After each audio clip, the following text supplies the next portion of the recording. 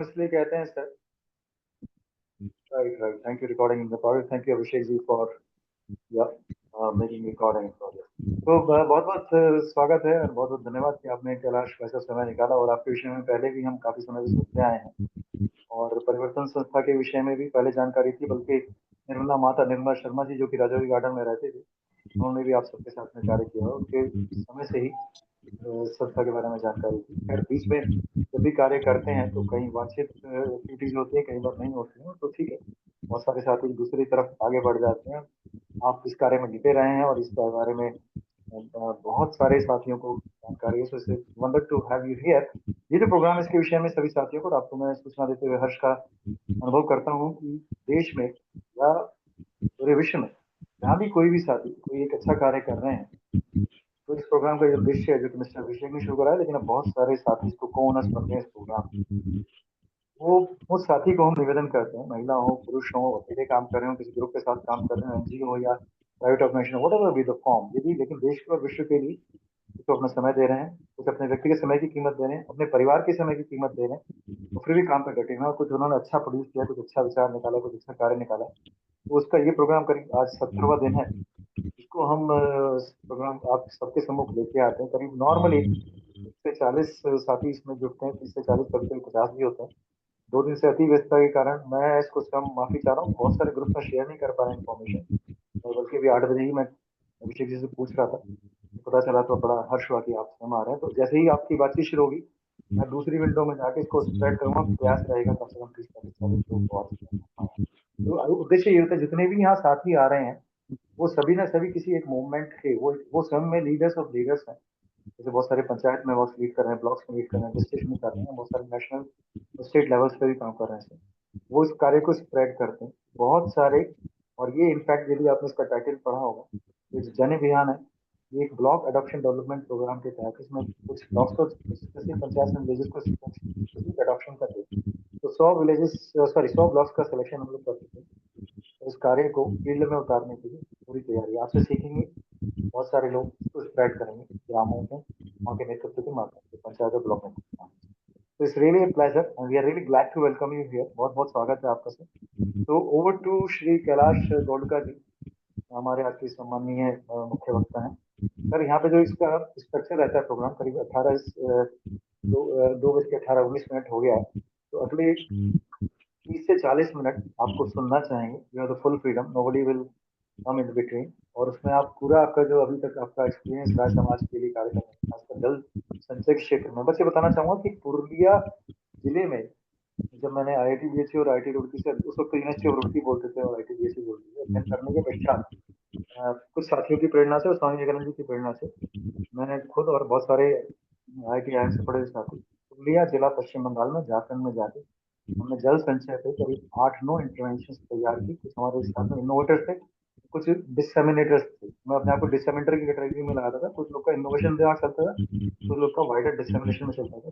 बहुत कुछ जल संचय की इन situ soil and moisture conservation की कुछ specific methods as applicable locally appropriate to that region उन्होंने विकसित किए थे। समय रहेगा उनको भी कभी आपके सम्मुख शेयर करेंगे, तो सभी साथियों के सम्मुख शेयर करेंगे। और फिलहाल मुझे बहुत प्रसन्नता का एहसास हो रहा है कि एक और साथी जो जन संरक्षण पे और समाज कार्य में लगे हैं वो हमारे बीच में है साथी। Very senior candidate, so let's welcome him with a big hand. Sir, Kailash sir, over to you to take us for next 20 minutes further. And then there will be question answer session और करीब हम ये प्रयास रहता है कि 9:40 9:45 तक इस सत्र को समाप्त करने, अनलेस कोई क्वेश्चन बीच में आ जाता है तो देख लेंगे थोड़ा 5 10 minute. Thank you so much for finding time. Kailash sir, over to you. Thank you. Thank you Sharma ji. सबसे पहले तो मैं ये बता दूं कि मैं 2012 से पानी पे काम कर रहा हूं। लेकिन पानी मेरा विषय नहीं है। Basically I am a chartered accountant. मेरा विषय फाइनेंस का है, टैक्सेशन का है। और आप सब लोग सरप्राइज करेंगे कि मैं आउट ऑफ सब्जेक्ट जाकर ये काम क्यों कर रहा हूं। मैंने पानी पर कोई स्टडी भी नहीं की है, लेकिन फिर भी जी मैं जी। पानी पे काम कर रहा हूं। तो कई बार क्या अच्छा। होता है, व्यक्ति के जीवन में कुछ घटनाएं ऐसी घटती है जो घटनाएं व्यक्ति को मोटिवेट करती है किसी काम को करने के लिए। अब मैंने पानी पर काम करना प्रारंभ किया किस घटना ने मुझे इंस्पायर किया काम करने के लिए, बस संक्षिप्त में बताऊंगा, मैं बहुत उसकी डिटेल में नहीं जा रहा। एक रोज सुबह उठा, जैसे साधारणतः अखबार पढ़ने की आदत है, सबकी होती है, मैंने भी अखबार उठाया और देखा। तो उस घटना में उसका सार इस प्रकार से है कि एक वृद्ध व्यक्ति रात को नींद में निकला और 2 दिन तक परिवार को मिला नहीं। परिवार ने पुलिस में रिपोर्ट करवाई। रिपोर्ट करवाने के बाद 2 दिन के बाद पुलिस से फोन आता है कि इस व्यक्ति की डेड बॉडी प्राप्त हुई है। और परिवार के लोगों ने जाकर उसको आइडेंटिफाई किया, सचमुच वो परिवार के व्यक्ति ही थे। पोस्टमार्टम हुआ, पोस्टमार्टम पर जो रिपोर्ट आई वो चौंकाने वाली रिपोर्ट थी। रिपोर्ट क्या थी कि इस व्यक्ति को 2 दिन तक पानी नहीं मिला, और पानी नहीं मिलने के कारण से इस व्यक्ति की मृत्यु हो गई। जब ये घटना मैंने पढ़ी तो मेरे लिए बड़ा सरप्राइजिंग था कि भारत जैसे और देश के अंदर किसी व्यक्ति की पानी न मिलने के कारण मृत्यु हो जाए। हमारे यहाँ जो संस्कृति है, वो संस्कृति तो है प्यासे को पानी पिलाना सबसे बड़ा धर्म है। तो मेरे मन के अंदर अनायास ही बहुत सारे प्रश्न खड़े हो गए हैं कि जिस देश की संस्कृति इस प्रकार की है, उस देश के अंदर कोई व्यक्ति पानी के बिना मर जाता है। तो मैं सोचने लगा कि ऐसा कैसे हुआ, और सोचते सोचते और ध्यान में आया कि पानी तो आज बिक रहा है, और दिल्ली जैसे शहर के अंदर आप बाजार में गली मोहल्ले में कहीं पर भी जाएंगे तो आपको कहीं जो आज से 15 साल पहले हर गली मोहल्ले पे और एमसीडी के टेप वाटर मिलते थे, हैंडपंप मिलते थे, प्याऊ मिलती थी, वो सब तो गायब हो गए। तो वो जो एक घटना थी उसका यथार्थ मेरे सामने आया, और मैंने रियलाइज किया कि हाँ, वास्तव में पानी के बिना मृत्यु हो सकती है, क्योंकि हम अपनी संस्कृति से बहुत दूर चले गए हैं।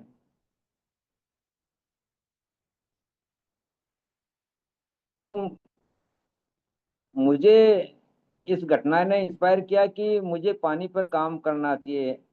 मुझे इस देश को फिर से अपनी संस्कृति के साथ जोड़ना चाहिए, और मैंने तय किया कि मैं पानी पर काम करूंगा।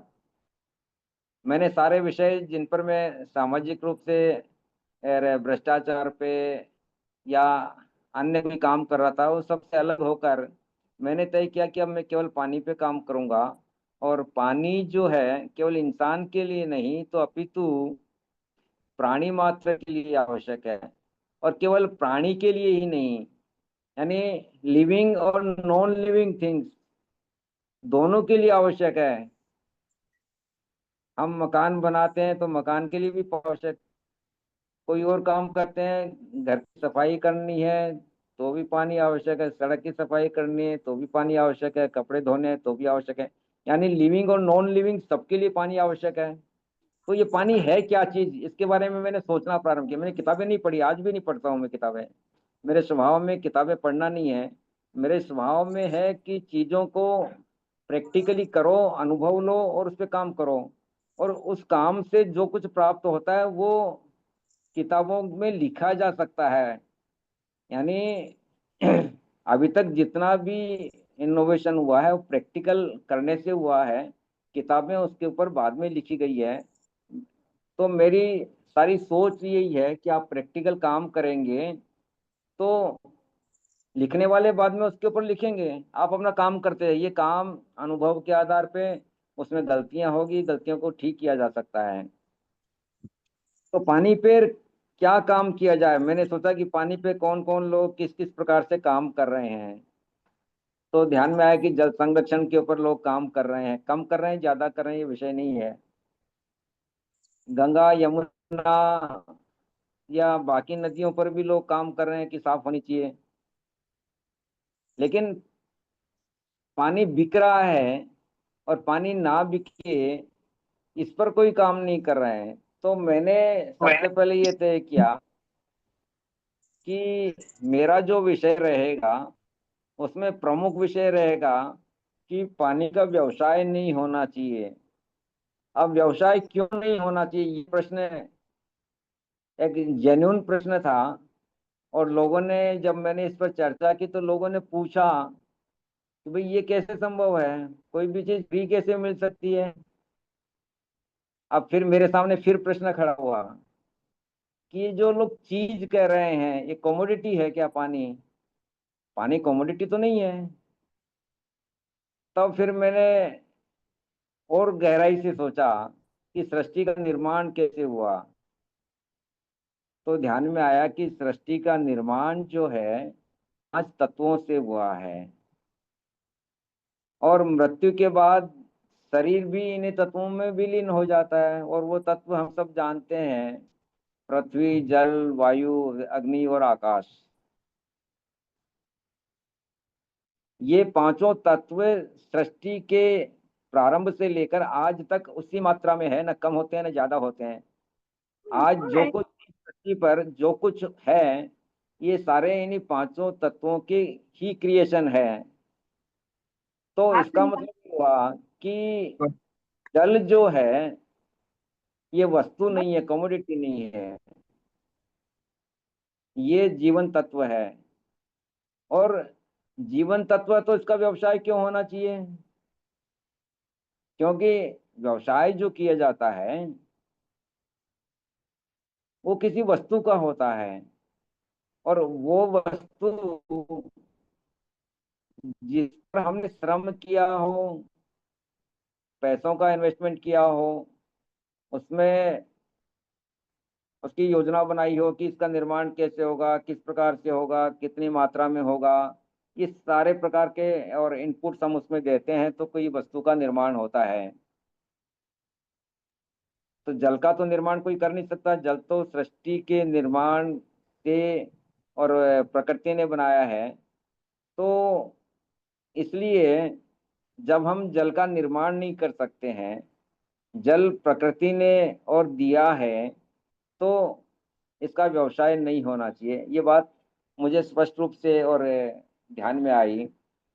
तो फिर मैंने लोगों को ये समझाना शुरू किया कि ये जीवन तत्व है, और जीवन तत्व का व्यवसाय नहीं हो सकता।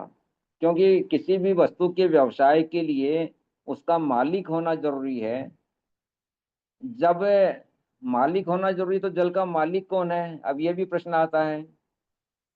इस पर भी विचार किया कि जल का मालिक कौन हो सकता है। या तो किसी ने जिसको निर्माण किया है, या जिसके लिए जल बनाया गया है। जल किसके लिए बनाया गया है? जितने भी लिविंग और नॉन लिविंग वस्तु है, उन सबके लिए जल बनाया गया है। तो मालिक कौन होगा? या तो प्रकृति होगी, या प्राणी होगा। तो ये जो बीच में जो लोग व्यवसाय कर रहे हैं, ये मालिक तो नहीं है। अब ये विषय आता है कि सरकार का रोल क्या है इसके अंदर। क्योंकि सरकार भी व्यवसाय कर रही है जल का। जितने भी जल बोर्ड है, ये घरों में जल की सप्लाई करते हैं तो उसके चार्जेस लेते हैं। गाँव में शायद हो सकता है कि ना लेते हों, या बहुत मिनिमल चार्जेस लेते होंगे। शहरों में बहुत बड़ी मात्रा में चार्जेस लिए जाते हैं, और बहुत सारे कंज्यूमर्स परेशान भी रहते हैं। तो ध्यान में आता है कि सरकार जो है, ये इसकी भूमिका ट्रस्टी की भूमिका है, न्यासी है। ये सरकार भी जो है जल की मालिक नहीं है। हमने सरकार को चुना है इसलिए कि सरकार इन चीजों की जो जीवन के लिए अनिवार्य है, उनको ठीक से मैनेज करे और सबको उपलब्ध कराए, न्यासी की भूमिका से, व्यवसाय की भूमिका से नहीं।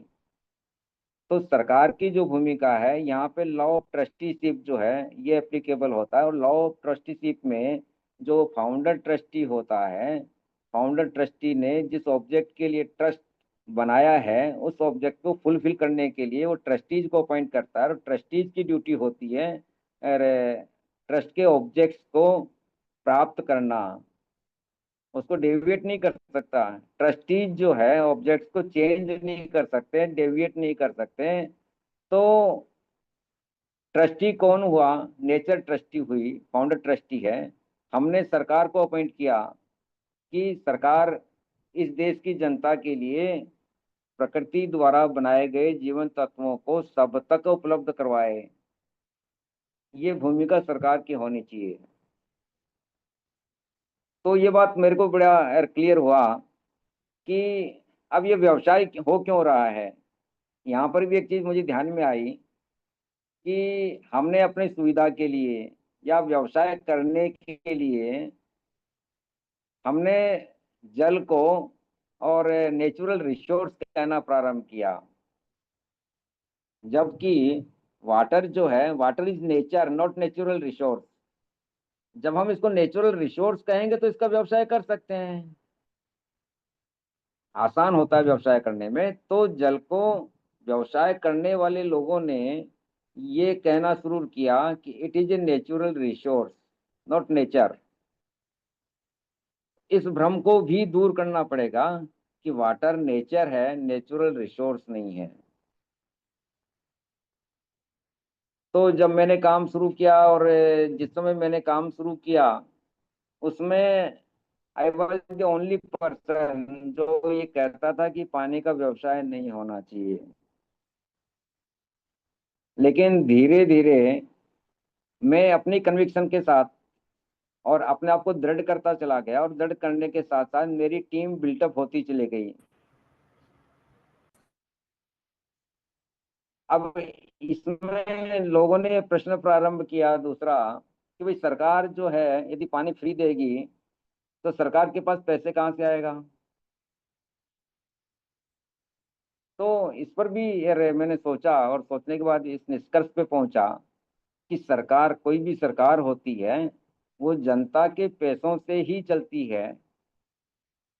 सरकार प्रतिवर्ष बजट की घोषणा करती है और बजट में आय और व्यय का आकलन करती है कि इतनी आय होगी, उस आय में से इतना खर्चा होगा। मेरा ये कहना है कि सरकार जब जनता के पैसों से चलती है और जनता ये कहती है कि ये जीवन तत्व है, इसका व्यवसाय नहीं होना चाहिए, तो सरकार को जो बजट बना रही है उसमें से जो खर्चे करने हैं उसमें प्रायोरिटाइज करना चाहिए कि कौन सा और आइटम फ्री होगा, कौन से पर चार्जेस लिए जाएंगे। क्योंकि जल जीवन तत्व है और यदि इसका व्यवसाय होगा तो नुकसान क्या होगा। जो पैसे वाले हैं वो तो पानी खरीद लेंगे, जो गरीब है वो कहाँ जाएंगे, वो तो नहीं खरीद सकते पानी। और जो पशु पक्षी हैं वो कहाँ जाएंगे, क्या पशु पक्षी पानी खरीद सकते हैं क्या? क्या उनका पानी पर राइट नहीं है क्या? पेड़ पौधे हैं वो कहाँ जाएंगे, वो पानी कैसे खरीदेंगे? और यदि पेड़ पौधे और पशु पक्षी पानी के अभाव में मर गए तो क्या इंसान जिंदा रह पाएगा? तो निष्कर्ष क्या निकलता है कि कॉन्सेप्ट कभी सेल नहीं होना चाहिए। यदि सरकार को जल पर खर्च करना होता है, जल पर यदि कॉस्टिंग आती है, तो आप किसी और आइटम में जीएसटी बढ़ा दीजिए, डायरेक्ट टैक्स को बढ़ा दीजिए, लेकिन कॉन्सेप्ट को सेल मत करिए। कॉन्सेप्ट को सेल करने पर गरीबों का नुकसान होगा, पशु पक्षी का नुकसान होगा, पेड़ पौधों का नुकसान होगा। तो इस प्रकार से इस विषय पे मेरा बड़ा क्लियर हुआ और मैंने ये तय किया कि मेरा जो प्रमुख विषय रहेगा कि विश्व में कहीं पर भी जल का व्यवसाय नहीं होना चाहिए, प्राणी मात्र को जल निःशुल्क मिलना चाहिए। ये जलाधिकार का मुख्य उद्देश्य है। अब दूसरा प्रश्न आता है कि जो आज का विषय है जल शक्ति और जल संरक्षण। अब जल शक्ति कैसे है? हम साधारणतया सभी लोग जल पर कुछ वाक्य बोलते हैं। जल जीवन है, जल है तो कल है, ये हम सब मानते भी हैं, बोलते भी हैं और इसको एक्सेप्ट भी करते हैं कि हाँ, यदि जल नहीं तो हमारा कल नहीं होगा। जल ही हमारा जीवन है। जब हम इसको मानते हैं तो क्यों मानते हैं? क्योंकि जल में शक्ति है। जल ने हमें जीवन दिया है। जल के बिना हमारा जीवन हो ही नहीं सकता, कल्पना ही नहीं कर सकते। केवल जल ही नहीं, ये जो पांचों तत्व हैं, इसमें एक भी तत्व यदि चला गया, गायब हो गया, तो सृष्टि खत्म हो जाएगी। जल ज्यादा महत्वपूर्ण इसलिए लगता है क्योंकि 70% पृथ्वी पर भी जल है, इन पांचों तत्वों में भी उसी मात्रा में और जल की मात्रा है।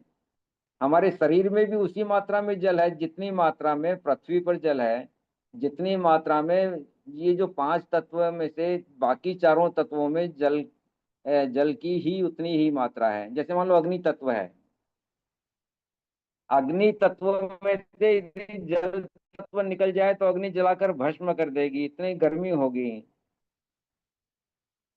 हवा, हवा में यदि जल तत्व नहीं होगा तो हवा तो बहा कर ले जाएगी। यानी हर तत्व में बाकी चार तत्व मिले हुए हैं। इसी प्रकार हमारे शरीर में भी उसी मात्रा में पांचों तत्वों की उसी मात्रा में और रहता है। ये जब रेशियो बिगड़ता है तो फिर शरीर अस्वस्थ होने लगता है। तो जल शक्ति, क्योंकि जल हमें जीवन देता है, जल है तो कल है, इसलिए ध्यान में आता है कि जल में कितनी बड़ी शक्ति है। इस शक्ति के बिना हमारा जीवन संभव ही नहीं है। दूसरी बात, अभी हमने देखा जो कश्मीर में जो घटना हुई उसके बाद भारत सरकार ने निर्णय लिया कि सिंधु जल समझौता रद्द किया जाए, या इसको कुछ समय के लिए एवियांस में रखा जाए। अभी रद्द एवियांस में ही उसको लिया गया है। उसका परिणाम क्या हुआ? पूरा पाकिस्तान हिल गया, युद्ध की धमकी देने लग गया। यानी अभी तो एवियांस में ही रखा है, यदि वास्तव में पानी को रोक दिया जाएगा तो परिणाम क्या होगा ये हम कल्पना कर सकते हैं। तो जल राजनीतिक और कूटनीतिक दोनों दृष्टि से शक्ति है। कोई भी राज्य सत्ता इस शक्ति का उपयोग कर सकता है, और उसका उपयोग यदि करता है तो उसके दुष्परिणाम क्या क्या होंगे। हालांकि जो लॉ ऑफ नेचर है वो तो ये कहता है कि नदियां अपने उद्गम स्थान से और समुद्र तक जाती है, उस इन बिटवीन जितने भी और जीवन बीच में आते हैं उन सब के लिए बराबर मात्रा में जल का और उपलब्धता होनी चाहिए। कोई भी किसी को भी और उस पर अधिकार करने का वो नहीं है। यानी भारत भी चाहे तो उस सिंधु जल को, उन नदियों के जल को रोक नहीं सकता। ये नेचर लॉ भी कहता है, इंटरनेशनल लॉ भी ये कहता है कि नदियां जहाँ से जहाँ तक जाती है उस बीच में जितने भी जीवन आते हैं उन सबका अधिकार बराबर रहता है। लेकिन इस शक्ति का उपयोग कूटनीतिक और राजनीतिक दृष्टि से किया जा सकता है। दूसरा, हम सब जानते हैं कि अब तक जितनी भी प्रलय हुई है जल से ही हुई है। कितनी बड़ी शक्ति है। यानी सृष्टि में आज तक जितनी भी बार प्रलय हुई है जल के ही कारण से हुई है। पुराने जमाने में ऋषि मुनि जो है किसी को श्राप देते थे, अपनी हथेली में जल को रखकर ही और श्राप दिया करते थे। यानी जल में इतनी बड़ी शक्ति है कि वो श्राप सक्सेज होता था। अब क्यों होता था? क्यों? क्योंकि जल इतना पवित्र और सत्य होता है और जल में इतनी शक्ति होती है कि यदि सच्चे मन से जल को साक्षी रखकर यदि श्राप दिया जाता है या कोई मांग की जाती है या कोई पूजा की जाती है तो वो सफल होती है। फिर अभी हम मान लो रास्ते में चल रहे हैं और चलते हुए गर्मी के कारण से और हमें और बेहोशी की अवस्था में चले गए, गिर गए। हम सबसे पहले क्या करते हैं? जो भी आस पास पास में होता है उसको कहते हैं भाई जरा पानी लेकर आओ। शरीर के ऊपर डॉक्टर को बाद में बुलाएंगे, शरीर के ऊपर पानी की छींटे देंगे, और पानी की छींटे देने मात्र से शरीर में चेतनता आ जाती है। कैसे संभव है? जल शक्ति के कारण ही संभव है, अन्यथा नहीं होता। क्योंकि जल शक्ति है और जल में जीवन भी है। यानी ये जो पांचों तत्व हैं, ये डेड तत्व नहीं है, एलिमेंट्स नहीं है, ये जीवन तत्व है, इनमें भी जीवन है। एक जापानी साइंटिस्ट मसारू इमोटू, अब उसकी जो रिसर्च है उसकी सत्यता के बारे में मैं नहीं जानता हूँ, कितनी सत्य कितनी असत्य है, लेकिन उसने ये प्रूव किया है कि आप 2 गिलास में पानी लीजिए और 1 गिलास के पानी को आप एप्रिशिएट करिए, प्रशंसा करिए, उसके जो पानी के जो क्रिस्टल्स हैं वो डिफरेंटली बिहेव करेंगे, और दूसरे गिलास के जो पानी है उसको आप एब्यूज करिए, वो जो क्रिस्टल है वो डिफरेंटली बिहेव करेंगे। क्यों ऐसा संभव है? क्योंकि उसमें भी जीवन है। यदि जीवन नहीं होता तो किसी भी प्रकार का बिहेव नहीं कर पाते। जैसे पेड़ पौधों में जगदीश चंद्र बसु ने और ये प्रूव किया कि जीवन होता है, ठीक इसी प्रकार से मसारू इमोटो ने भी प्रूव किया है। और अब इसका कितनी सत्यता मैं नहीं जानता हूँ, जो मैंने पढ़ा है उसके बारे में बता रहा हूँ। और ये सत्य भी, यदि जीवन नहीं होता तो किसी मूर्छित व्यक्ति पर पानी के 2 छींटे मारने से उसमें चेतनता नहीं आती। चेतनता उसी से आती है जो चेतन हो, जो चेतन अवस्था में होता है।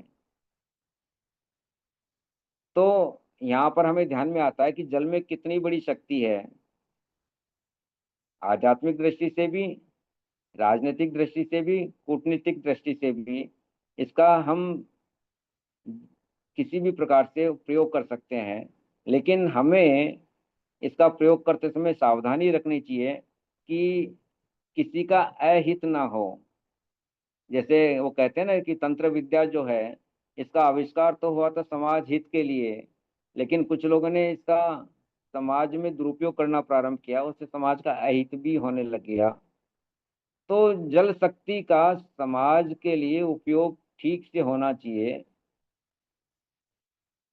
कूटनीतिक दृष्टि से किसी का नुकसान नहीं होना चाहिए। और तो हमें ये ध्यान में आता है कि जल कितनी बड़ी शक्ति है। अब प्रश्न ये आता है कि 3/4 धरती पर पानी है, तो क्या वास्तव में पानी का अभाव है क्या? वाटर साइकिल है। वाटर साइकिल का मतलब ये होता है कि समुद्र से पानी वाष्पीकरण की प्रक्रिया से इवोपरेट करता, बादल बनता है, और जगह जगह जहाँ पे जीवन है पानी बरसता है, भूमि के अंदर जाता है, नदियों के हिमालय में ग्लेशियर बनाता है, नदियों के माध्यम से फिर समुद्र में चला जाता है। ये एक साइकिल है। धरती पर पानी न कम होता है न ज्यादा होता है। तो फिर पानी का क्राइसिस जो है ये कैसे हो गया? हम लोग ये भी कहते हैं कि तीसरा विश्व युद्ध जो है ये पानी पर होगा। मैं इससे भिन्न सोच रखता हूँ। मेरा यह मानना है कि पानी का क्राइसिस नहीं है, क्योंकि जब पानी धरती पर जितना है उतना ही रहने वाला है, तो फिर क्राइसिस कैसे होगा? मैं यदि दिन में 3 लीटर पानी पीता हूँ या 2 लीटर पानी पीता हूँ, वो पानी मेरी बॉडी हजम तो नहीं करती है, आइदर वे उस पानी को डिस्चार्ज करती है बॉडी। हम मकान बनाते हैं, मकान बनाने में मान लो 10 टैंकर 20 टैंकर पानी लगा, पानी ने मकान बनाने का काम किया, और बनाने के बाद पानी धरती में चला गया, इवोपरेट कर गया। पानी आपका मकसद पूरा करता है, और आपका मकसद पूरा होने के बाद में अपना स्थान से वो चला जाता है। अब पानी चला जाता है, अब इसमें से भी ये ध्यान में आता है कि जीवन है। पानी के प्रति शब्द किस प्रकार का प्रयोग करते हैं? पानी आ गया, पानी चला गया, पानी रुक गया, पानी बह गया। ये इस प्रकार के वाक्य का जो प्रयोग होता है वो केवल जीवित व्यक्ति के ही संदर्भ में किए जा सकते हैं। मृत व्यक्ति या मृत जीवन तत्व के संदर्भ में इस प्रकार के शब्दों का प्रयोग नहीं होता कभी भी। आ गया, चल गया, रुक गया, बह गया। तो धरती पर पानी जितना था उतना ही रहने वाला है, तो फिर पानी का क्राइसिस क्यों है?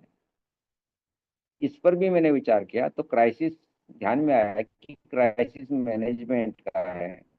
मैं जिस समय दिल्ली में आया था उस समय दिल्ली में लगभग 76 में और 10 फुट पे यमुना पार में पानी होता था। आज पानी और 60 फुट 100 फुट पर भी पानी नहीं है। बहुत सारे गांवों की स्थिति ये हो गई कि पानी जो 20-25 फुट पे होता था आज 150-200 फुट पर भी पानी नहीं है। तो पानी कहाँ चला गया? तो ध्यान में आएगा आपको कि जहाँ कुछ स्थान ऐसे हैं जहाँ पर पानी कम हो रहा है, कुछ स्थान ऐसे हैं जहाँ पर पानी बढ़ भी रहा है। समुद्र का वाटर लेवल ऊपर आ रहा है। क्यों आ रहा है? ये मिसमैनेजमेंट के कारण से है। मैं आजकल चूंकि जल संरक्षण पर भी काम कर रहा हूँ और भिवानी हरियाणा प्रांत के अंदर हमारा बहुत काम हो रहा है इसमें, खासकर 3 जिलों के अंदर, चरखी दादरी, झज्जर और भिवानी। जब हमने चरखी दादरी में वाटर बॉडीज बनाई तो भिवानी के यूनिवर्सिटी के वाइस चांसलर का फोन आया और उन्होंने कहा कि आप पानी पे काम कर रहे हैं और हमारे यहाँ तो पानी की विचित्र समस्या है। मैंने कहा क्या समस्या है? तो उन्होंने कहा कि हमारे यहाँ जो पानी है ये तो 2 फुट 3 फुट पे पानी है। गड्ढा खोदते हैं पानी निकल आता है। अब वहां पर आप देखिए पानी क्यों इतना ऊपर है, जबकि हरियाणा में जिन जिलों में हम काम कर रहे हैं उसमें भिवानी भी है, वो डार्क जोन में जाते जा रहे हैं। लेकिन भिवानी प्रॉपर में यूनिवर्सिटी एरिया में पानी का जो लेवल है 2.5-3 फुट पे है। और पानी का टीडीएस जो है 1800 से ऊपर टीडीएस है। वो पानी पीने योग्य नहीं है।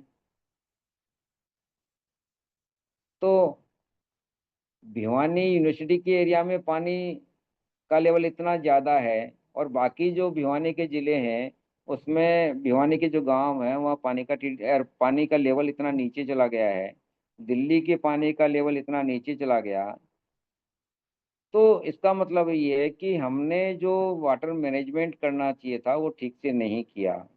अब दिल्ली की जैसे समस्या है, दिल्ली की समस्या में आपको ध्यान में आएगा कि बरसात तो होती है, प्रतिवर्ष जितनी होती है उतनी ही होती है, लेकिन सारी दिल्ली कंक्रीट की हो गई है। आज से 40 साल पहले या उससे और पहले दिल्ली के हर नगर के अंदर वाटर बॉडीज हुआ करती थी। वो वाटर बॉडीज भर दी गई है, उसकी जगह पे शॉपिंग कॉम्प्लेक्स, मॉल या रेजिडेंशियल कॉम्प्लेक्स बन गए हैं। दिल्ली, पूरी दिल्ली के अंदर कहीं भी जो है वाटर बॉडीज ऐसी नहीं है जहां से धरती में रिचार्ज हो रहा हो पानी। तो क्या होगा? दिल्ली के पानी का लेवल नीचे जाएगा ही जाएगा। हम पानी निकाल तो रहे हैं लेकिन धरती को पानी नहीं दे रहे हैं। अभी कुछ दिनों पहले हमने सबने पढ़ा, कश्मीर के अंदर बाढ़ आई। कश्मीर के अंदर बरसात पहले भी होती थी, आज भी उतनी होती जितनी और पहले होती थी। आज बाढ़ आ रही है, पहले बाढ़ क्यों नहीं आती थी? बंगलोर में आज बाढ़ आ रही है लेकिन पहले बाढ़ क्यों नहीं आती थी? बरसात तो उतनी ही होती है। ध्यान में आता है कि कश्मीर के अंदर डल झील जो है उसका बॉटम धीरे धीरे पक्का होता जा रहा है। हम जो कचरा डाल रहे हैं, सब कुछ डाल रहे हैं, उससे धरती की पानी यानी डल झील की पानी पीने की कैपेसिटी खत्म हो गई है। इसलिए जब बरसात आती है तो सारा पानी जो पहले डल झील एब्जॉर्ब करती थी अब वो नदी के रूप में आता है। तो हम कहते हैं कि अरे कश्मीर डूब रहा है। दिल्ली में बरसात आती है तो दिल्ली में हम कहते हैं कि दिल्ली डूब रही है। यानी एक दिन यदि ठीक से बरसात आ गई तो सारा मीडिया ये लिखने लगता है या बोलने लगता है कि दिल्ली डूब रही है। डूब क्यों रही है? इसलिए डूब रही कि दिल्ली का सारा पानी बहकर यमुना में आ रहा है। जो पानी जगह जगह वाटर बॉडीज के रूप में जाना चाहिए था, वो नहीं जा रहा है। इसलिए दिल्ली में बाढ़ आ रही है। अभी बरसात के दिन आ रहे हैं। अभी इससे पहले बेंगलोर में क्या हो रहा था? लोग प्यासे मर रहे थे। क्यों मर रहे थे? क्यों? वहां वाटर बॉडीज या जो नहरें हैं उनकी कोई व्यवस्था नहीं है ठीक से। तो मैंने ये निष्कर्ष निकाला कि समस्या पानी की नहीं है, समस्या मैनेजमेंट की है। इस मैनेजमेंट को ठीक करना होगा। इस मैनेजमेंट को ठीक किया जाए तो पानी की समस्या सर्वत्र समाप्त हो जाएगी। कभी तीसरा विश्व युद्ध नहीं होगा। तो इसके लिए पहले हमने दिल्ली में बहुत प्रयत्न किया। दिल्ली की स्थिति यह है कि डीडीए नहीं चाहती कि यहाँ वाटर बॉडीज बने, एमसीडी भी नहीं चाहती। तो अल्टीमेटली हमने दिल्ली को छोड़ दिया। हमने फिर हरियाणा में काम करना प्रारंभ किया। हरियाणा में हमने कैसे प्रारंभ किया, ये एक समझने वाली बात है। हमने वहाँ ये देखा कि वहाँ जो तालाब या बनी की जो स्थिति है, हरियाणा में गाँव के अंदर बनी शब्द होता है। जो गांव में एक जंगल होता है, उस जंगल के अंदर वाटर बॉडीज होती है, उसको बनी बोलते हैं। तो हमने पूरे हरियाणा का सर्वे करके ये देखा कि कहाँ कहाँ पर किस किस गांव के अंदर बनी है। और वो बनी की ओनरशिप है ग्राम सभा के पास।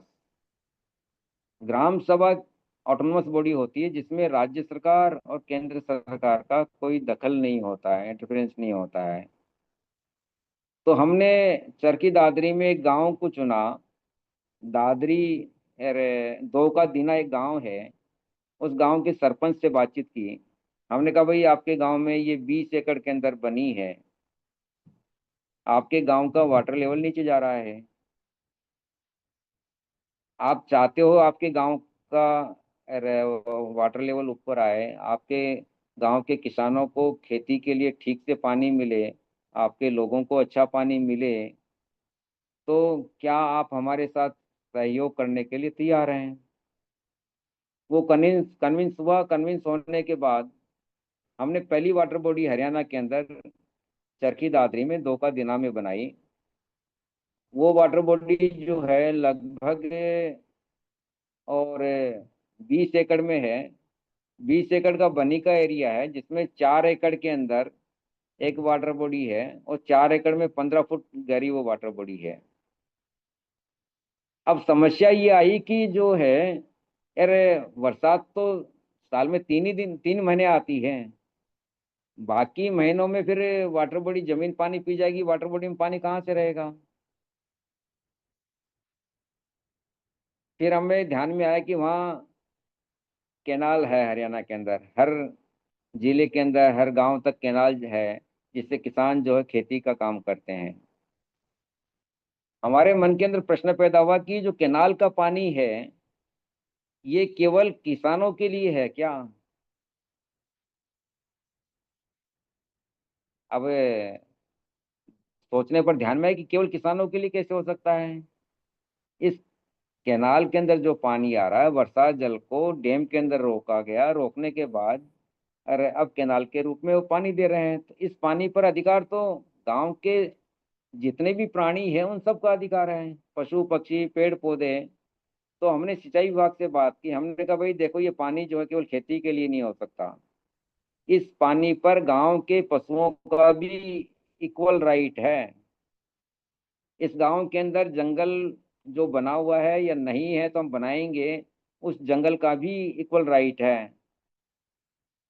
आप हमें पानी दीजिए। तो केनाल के लोगों ने कहा, सिंचाई विभाग के लोगों ने, कि आपकी बात मान भी ली जाए तो हम पानी देंगे कैसे? हमने कहा उसकी व्यवस्था हम करते हैं। तो हमने क्या किया, कैनाल से वाटर बॉडी को लिंक किया। हमने उसका जो भी खर्चा हुआ हमने, और सीएसआर के अंदर फंड जुटाकर और कुछ इंडिविजुअल से डोनेशन लेकर हमने पाइपलाइन डलवाई और डलवा कर कैनाल को वाटर बॉडी से लिंक कर दिया। परिणाम क्या हुआ, महीने में जब 2 बार कैनाल आती है तो हमारी वाटर बॉडी में भी पानी आता है। उस वाटर बॉडी में पानी आने के कारण से क्या हुआ कि 6 महीने के अंदर उस गांव का ग्राउंड वाटर लेवल जो है, यानी उस तालाब के करीब 100 मीटर की रेडियस में 15 फुट पानी ऊपर आ गया। बाकी 500 मीटर तक जो है 5 से 10 फुट पानी का लेवल ऊपर बढ़ गया। दूसरा, पानी का जो टीडीएस, ये 800 से घट के और 450 पे आ गया। 450 टीडीएस का मतलब है कि वो पानी पीने योग्य बन गया, क्योंकि अब जो पानी रिचार्ज हो रहा था वो रेन वाटर हो रहा था। कैनाल में रेन वाटर है, रेन वाटर हमारी वाटर बॉडी में है, तो उसके कारण से गांव के पानी का टीडीएस ठीक हो गया। किसान जो खेती करते हैं साल भर, सिंचाई के लिए स्प्रिंकल्स का उपयोग करते हैं। पहले स्प्रिंकल्स में जो फुहारे चलते थे वो 8-10 से ज़्यादा नहीं चलते थे। अब उनके कारण से, उस पानी के कारण से उनके स्प्रिंकल्स के पानी का फ्लो बढ़ गया और 15-15, 20-20 और फुहारे चलने लग गए। यानी 6 महीने में इस गांव में इतना बदल आया। तो फिर हमने गांव के लोगों से, सरपंच से कहा कि अब आप जो है अपने आसपास के 15-20 गांवों के सरपंचों को बुला लो, एक मीटिंग हम करते हैं। और वो जब प्रत्यक्ष में देखेंगे कि ये वाटर बॉडी ऐसी है, पशुओं को साफ पानी मिलने लग गया, बच्चे आकर स्नान करने लग गए, वो पानी आज यदि आप उसको देखेंगे तो बिल्कुल क्लीन वाटर है, आप उसको पी सकते हैं। मतलब उसमें एक बूंद पानी भी घर के सीवरेज का या घर की सफाई का, बर्तन वर्तन धोने का ही पानी आता ही नहीं है सारा। या तो रेन वाटर जो हमने कैचमेंट एरिया डेवलप किया वो पानी आएगा, या जो नहर का पानी है वो पानी आएगा। तो उस सरपंच ने, दोका दिना गांव के सरपंच ने लगभग 15 गांवों के सरपंचों को वहां पे बुलाया। मैंने सबसे कहा कि देखिए ये वाटर बॉडी हमने बनाई है और उसके ये फायदे हुए हैं। तो वहां पर एक भिवानी का सरपंच, नंगला गांव का सरपंच था, उसने कहा कि हमारे गांव की बनी ने तो 40 साल में कभी पानी देखा नहीं है, और आप लोग यदि ला सकते हैं तो हम आपके बहुत आभारी होंगे। तो मैंने कहा देखो आपके कहने से तो हम ये काम नहीं करेंगे। हमारी 2 शर्तें हैं। पहली शर्त यह है कि इस गांव की बनी पर हम काम करेंगे, लेकिन इसमें आपके लोग सहयोग करेंगे। हम ये नहीं कहते कि आप मॉनेटरी सहयोग करें, लेकिन फिजिकल सहयोग आपके लोगों का चाहिए। यदि आप लोग सहयोग नहीं करेंगे तो फिर हम आपको ये बनी में पानी लेकर आए और बनाकर चले जाएं, ऐसा नहीं करेंगे। हम दिल्ली से आकर ही काम करें ये भी संभव नहीं है रोज रोज। तो हमें आपके गांव के लोगों का सहयोग चाहिए, इसके सुपरविजन में सहयोग चाहिए। दूसरा, गांव के प्रत्येक व्यक्ति का सहयोग चाहिए फाइनेंशियली, चाहे वो 1 रुपया करे। मतलब हम ये नहीं कहते कि बहुत ज्यादा पैसा देना, लेकिन आपको ये लगना चाहिए कि ये वाटर बॉडी मेरी है। इसको मैंने अपने श्रम से और अपने धन से, दोनों से बनाया है। तो सरपंच जी ने कहा कि हम इस बात के लिए तैयार हैं। तो मैंने कहा आप यदि तैयार हैं तो मैं ये गारंटी के साथ वादा कर रहा हूँ कि जो पानी 40 साल में नहीं आया आपकी पन्नी में, 3 महीने में वो पानी आएगा आपके यहाँ। गांव के लोगों ने अपना वादा पूरा किया। हमने 2 महीने के अंदर पाइपलाइंस खरीद के नहर से और वाटर बॉडी को लिंक कर दिया। 3 महीने पूरे होने से पहले पहले हम उस पर पानी ले आए। अभी उस पर काम चल रहा है, लेकिन पानी 3 महीने से पहले हम ले आए। अब तो वो एरिया आप देखेंगे 50 एकड़ का एरिया है, जिसमें 3 वाटर बॉडीज हम बना रहे हैं, और तीनों वाटर बॉडीज का साइज जो है 3 एकड़ से 4 एकड़ लंबाई चौड़ाई में है। और एक वाटर बॉडी 15 फुट गहरी है, दूसरी 8 फुट गहरी है, तीसरी 6 फुट गहरी है। आज पानी आ रहा है उसके अंदर, गांव के पशुओं को साफ पानी मिल रहा है पीने के लिए। पूरा जो बनी का एरिया था जो था 50 एकड़ के अंदर, बिल्कुल सूखा पड़ा था, आज उसके अंदर हरियाली लौट रही है, गांव का वातावरण ठीक हो रहा है, पक्षी दूर दूर से पक्षी आने लग गए हैं। यानी एक जीवंत गांव की कल्पना यदि आपको देखनी हो तो वहां जाकर आज देख सकते हैं। वहां पर स्कूल के बच्चे, यानी उनके जो क्लास टीचर या जो उनके पीटीआई के जो इंचार्ज हैं, वो बच्चों को वहां लाकर नहलाते हैं। आज स्विमिंग सीखने लग गए हैं वहां पर। तो कहने का तात्पर्य है, यदि वाटर मैनेजमेंट को ठीक कर लिया जाए तो पानी का क्राइसिस खत्म किया जा सकता है, कभी तीसरा विश्व युद्ध नहीं होगा। तो इस प्रकार से मैंने ये कुछ जो प्रैक्टिकल, बहुत सारी बातें हो सकती है इसमें, बहुत सारे विषय और भी हैं जिस पर चर्चा की जा सकती है। जैसे आज जो रेन वाटर हार्वेस्टिंग सिस्टम है, मैं इसको डिफेक्टिव मानता हूँ, ये व्यवसाय को प्रमोट करता है। मैं ट्रेडिशनल सिस्टम जिसमें तालाब बावलियाँ होती थी उनके सिस्टम को ही बेस्ट सिस्टम मानता हूँ। धरती की लेयर्स के थ्रू पानी यदि छनकर जाता है तो प्योर वाटर होता है। दूसरा, ये जो आरओ और बिस्लरी का पानी बिक रहा है, it is a dead water. क्योंकि आपका समय जो था उसके हिसाब से मैं बस उसको समराइज कर रहा हूँ। जैसे बरसात का जो पानी आता है, ये 0 TDS का होता है, क्लीन वाटर होता है, ये पीने योग्य नहीं होता। पानी पीने योग्य कब बनता है? रेन वाटर जो है, जब जिस ज्योग्राफिकल बाउंड्री में पानी गिरता है और वहां पर जो क्रिएचर है उस क्रिएचर को छूता हुआ, और पानी जब आता है तो वो पानी धरती को और उसकी जो वहाँ की जो क्रिएचर वनस्पति को, उसको स्पर्श करने के बाद उसमें जो टीडीएस आ जाते हैं, उसके गुण जो मिल जाते हैं, वो पानी पीने योग्य बनता है। रेन वाटर ये 0 TDS वाटर होता है, पीने योग्य नहीं होता है, डायरेक्ट कभी नहीं पिया जाता। ठीक इसी प्रकार ये जो आरओ वाटर होता है, बिस्लरी का पानी होता है, it is a dead water. इसमें जो टीडीएस होता है 50 से कम होता है। 50 से कम टीडीएस जो हमारे इम्यून सिस्टम को खराब करता है। एक हेल्दी शरीर के लिए 250 से 500 टीडीएस होना आवश्यक है। यदि 250 से कम टीडीएस होगा तो ये नुकसानदायक पानी होगा। दूसरा, ये जो प्लास्टिक बोतल में बिस्लरी का या बाकी कंपनियों का पानी बिक रहा है, इसमें टीडीएस तो कम होता ही होता है। दूसरा, आप ये समझिए कि ये जो प्लास्टिक की बोतल्स बनती किससे है?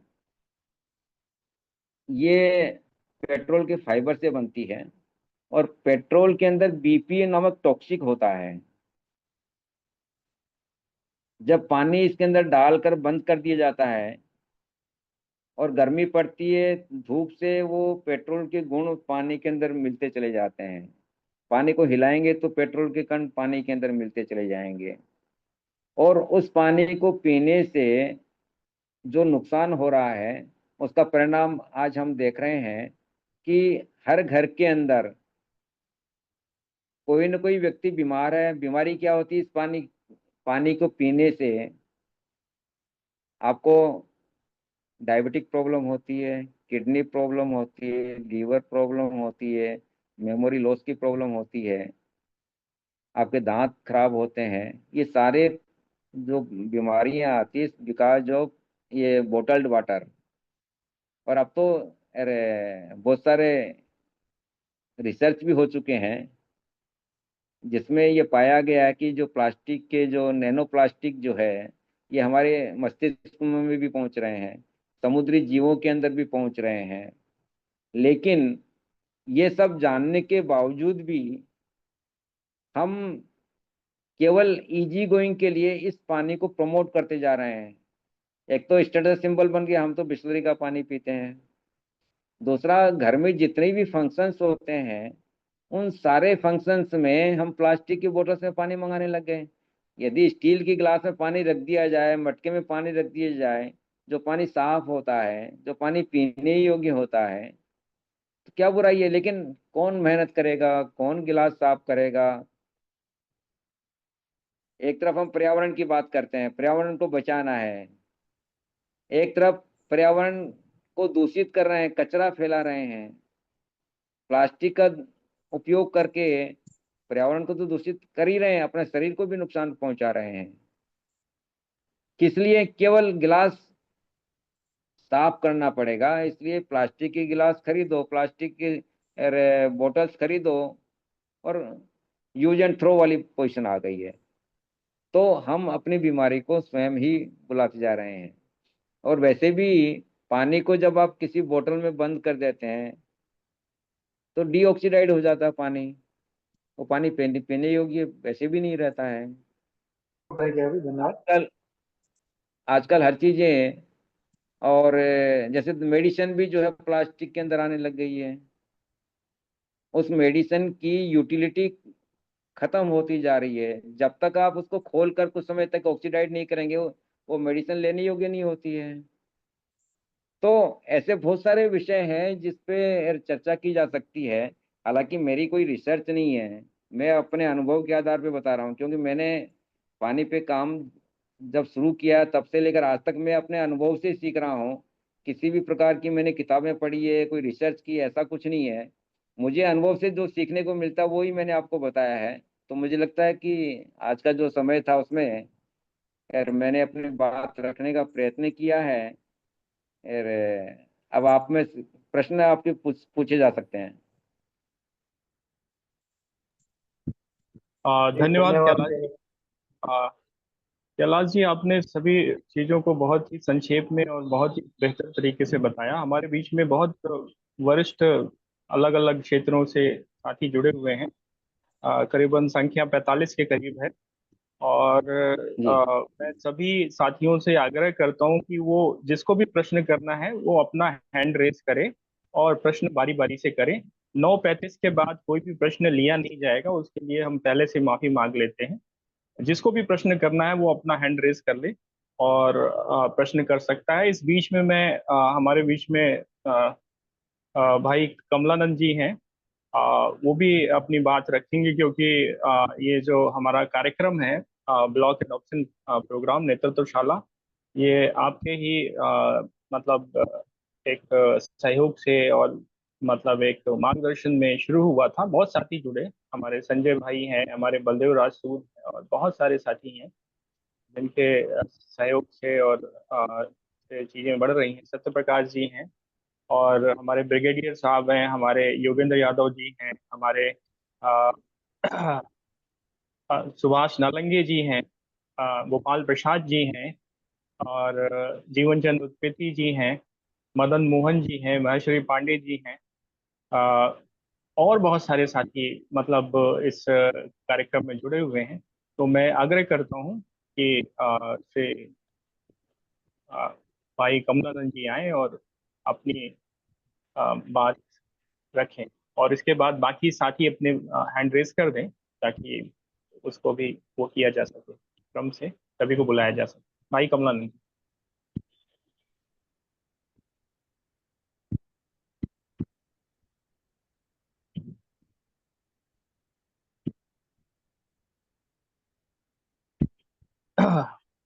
महेंद्र द्विवेदी जी, अभी भाई कमलानंद जी सुन नहीं पा रहे हैं। महेंद्र द्विवेदी जी, अपने को अनम्यूट करिए और प्रश्न करिए।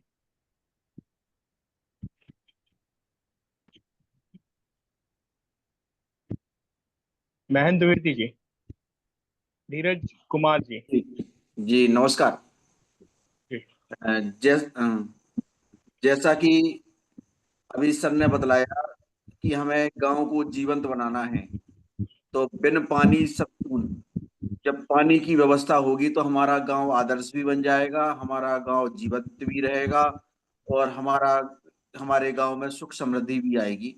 तो बहुत अच्छी बात बताई कि पानी से ही सब कुछ होने वाला है। तो जो हमारी योजना है, जो हमारा काम है, आदर्श ग्राम की हमारी जो परिकल्पना है, तो उसमें हम पुराने जो हमारे स्रोत हैं उनको कैसे उनका जीर्णोद्धार करें, नए कैसे निर्माण करें, इस पर भी हम सभी लोगों को अपने अपने क्षेत्रों में मिलकर जोर देना पड़ेगा, जिससे कि हम एक आदर्श ग्राम की परिकल्पना कर सकते हैं और आदर्श ग्राम बनाने में सहयोगी बन सकते हैं। धन्यवाद। धीरज कुमार जी, भाई कमलानंद जी। हाँ, मेरा आवाज आ रहा है अभी? जी जी आ रहा है। अच्छा, एक तो भाई साहब कैलाश जी, गोडुका जी, आपका बहुत बहुत अभिनंदन। तो बड़ा आनंद आया, जिसने आपको बुलाया उसका भी धन्यवाद, पहला पॉइंट। दूसरा पॉइंट, ये आप जो बोल रहे हैं ना कि मैं तो अपने अनुभव से सीख रहा हूँ, उस पे जी मेरा अनुरोध है कि थोड़ा जी गति बढ़ाने के लिए दूसरों के अनुभव से भी अगर अपन सीख ले, जैसे आपके अनुभव से अगर दूसरे लोग सीखेंगे ना, तो फिर जी वो जी समय बच जाएगा। और आज है गलती जल्दी से कैसे गति बढ़े। तो मेरा पहला दूसरा पॉइंट है कि कैसे आपके कैलाश गोडुका की नेतृत्वशाला, जिसे दूसरे फिर वही गलतियां गलतियां गलतियां करते न सीखे। पहला पॉइंट, नेतृत्वशाला कैसी होगी। दूसरा, अगर इसको पंचायतों से जोड़ दे और पंचायती और कोऑपरेटिव को जोड़ दे, हमारे भाई साहब यहाँ पे बैठे हुए कोऑपरेटिव के, तो गति बढ़ जाएगी। पंचायत के ग्राम सभा के साथ, कोऑपरेटिव के साथ, सरकार के राह देखे बगैर। दूसरा पॉइंट मेरा ये हो गया। तीसरा, ये जो गंगा एक्शन प्लान था जिसमें 22,000 करोड़ हुआ, यमुना में क्या हुआ आपको सब मालूम है। तो मुझे लगा आपका चूंकि व्यावहारिक मॉडल है, जीवन का भी, प्लास्टिक का भी, रिसाइकलिंग का भी, और अपन मिलकर बहुत कुछ गति बढ़ा सकते हैं, इसलिए विकल्प में गंगा एक्शन प्लान जैसे 22,000 करोड़ रुपया है। अब वो कैसा हुआ क्या हुआ, उसका कारण ये है कि जो सीवेज ट्रीटमेंट प्लांट की जो टेक्नोलॉजी है वही बकवास है। और चूंकि वेस्टेड इंटरेस्ट बन गया है, इसलिए कोई पेड़ लगा रहा है, कोई जन आंदोलन कर रहा है, कोई एसटीपी लगा रहा है, ऐसे अलग अलग अलग अलग अफसरों में काम बढ़ जाता है, फंड बढ़ जाता है, और कोई कोऑर्डिनेशन है नहीं। तो मुझे मेरा तीसरा जो अनुरोध है अंत में आपसे, अभिषेक जी और सारे साथियों से, क्योंकि सारे दमदार लोग हैं एक से एक, और सबने कुछ न कुछ किया हुआ है और कर रहे हैं, तो कैसे अपन विकल्प की सलाहकार सेवा, विकल्प की, तो तब हम गवर्नमेंट को, कंट्रोलर ऑडिटर जनरल को, कोर्ट को, बजट कमिटियों को, वित्त मंत्रालय को बोल सकते हैं कि भाई ये 22,000 का काम हम 2,000 करोड़ में करा सकते हैं। People's planning movement, global people's planning movement. तो क्या इसमें कैलाश भाई, मैं कन्वीनियंस जी के लिए फिर भी बोल देता हूँ, पहला पॉइंट सीखने के लिए अपना नेतृत्वशाला। दूसरा, पीआरआई और कोऑपरेटिव को जोड़कर पर्यावरण बचाने के लिए किस तरह ये दे देना, कोऑपरेटिव को जोड़ते हुए। और तीसरा है 22,000 करोड़ जैसे जो पानी पे बहुत पैसा जा रहा है, आपने बोला ये ऊपर से जो पानी रोक रहे हो उसके बजाय ये होना चाहिए, बिल्कुल ठीक बात लग रही है, आपकी पट्टी है। तो क्या इसी विषय में बड़े पैमाने पे विकल्प को बेचने का धंधा शुभ लाभ के साथ, निस्वार्थ के साथ स्वार्थ, क्या इस पर मिलकर काम किया जा सकता है? बहुत बहुत धन्यवाद। देखिए यार, दो तीन विषय जो है इसमें मैं कहना चाहूँगा। एक तो गंगा और यमुना, इस पर मेरी बहुत बहस होती है। मैं एक प्रश्न पूछता हूँ लोगों से कि गंगा और यमुना जब हिमालय से निकलती है तो क्या गंदी निकलती है क्या? नहीं निकलती, साफ ही निकलती है। बरसात जब आती है तो सारा गंद बहकर चला जाता है, तो आप सफाई किसकी करते हो? तो मेरा ये कहना है कि किसी भी समस्या का समाधान परमानेंट होना चाहिए, वन टाइम होना चाहिए। गंगा यमुना साफ निकलती है, इसमें पहली चीज गंदगी आना रोकना चाहिए। दूसरा, वो गंदगी कहाँ जाएगी? तो उसके लिए पैरेलल एक सिस्टम बनना चाहिए। वो सिस्टम सरकार ही बना सकती है। सरकार को जब जैसे जैसे हमारी शक्ति बढ़ेगी, हम बाध्य कर सकते हैं, सुझाव दे सकते हैं कि भाई एक पैरेलल सिस्टम बनाइए, ताकि वन टाइम एक्सपेंडिचर से आपकी फॉरएवर के लिए समस्या हल हो जाएगी। और पर्टिकुलर पॉइंट्स पे एसटीपी लगाकर जब तक गंगा और यमुना के लेवल का पानी नहीं हो जाता है, गंगा यहाँ में छोड़ने की बजाय कहीं जंगल में छोड़ दीजिए आप उसको, लेकिन गंगा यमुना की पवित्रता को बनाए रखिए। क्योंकि वो हिमालय से निकलती है, साफ निकलती है, इसको गंदा मत होने दीजिए। ये जो विज्ञान भवन में ये जो करोड़ों रुपए और वर्कशॉप पे खर्च करते हैं, ये टैक्स पेयर का पैसा बर्बाद करते हैं। गंगा की यमुना की सफाई के नाम पे पब्लिक को धोखा दे रहे हैं। गंगा यमुना ऐसे साफ नहीं होने वाली है, परमानेंट सॉल्यूशन ढूंढना होगा। दूसरी बात, गांव में जब आप जाएंगे, गांव में विचित्र स्थितियां हैं, क्योंकि मैं पिछले काफी समय से गांव में जाता हूँ, सरपंच और इन सबसे बातचीत होते हैं। गांव के लोगों के पास कोई काम नहीं है। सरकार ने सबको जो है मनरेगा में, इन सब में जो है अरे मुफ्त के खाने की आदत डाल दी है। मेहनत नहीं करना चाहते, परिश्रम नहीं करना चाहते, अन्न मिल रहा है, उनसे गुजारा हो रहा है। दिन भर राजनीति करते हैं गांव के लोग। राजनीति करने के लिए उनके पास पर्याप्त समय है।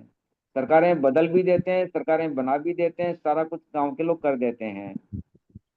गांव के लोगों की आज की जो मानसिकता है, मुझे पता है कि हम कैसे काम कर रहे हैं।